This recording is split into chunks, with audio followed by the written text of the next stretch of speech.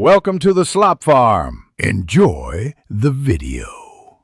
You start by opening Safari and getting straight to the tabs view. This saves time. Tap the tab button, 2 overlapping squares in the toolbar so you can see every open page. Once done, scan thumbnails quickly to locate pages you want to close. If you use iCloud tabs and see duplicates, disable syncing temporarily to avoid confusion. Make sure to note any tabs you'll reopen later, then move on to closing unwanted ones. Now focus on closing tabs.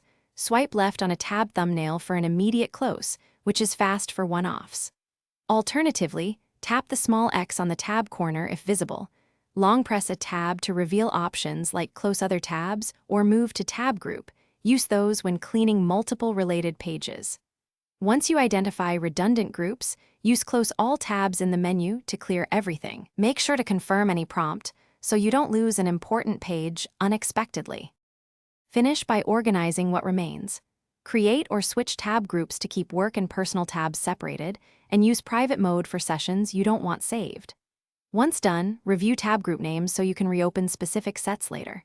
If a tab refuses to close or Safari is unresponsive, force quit the app and relaunch.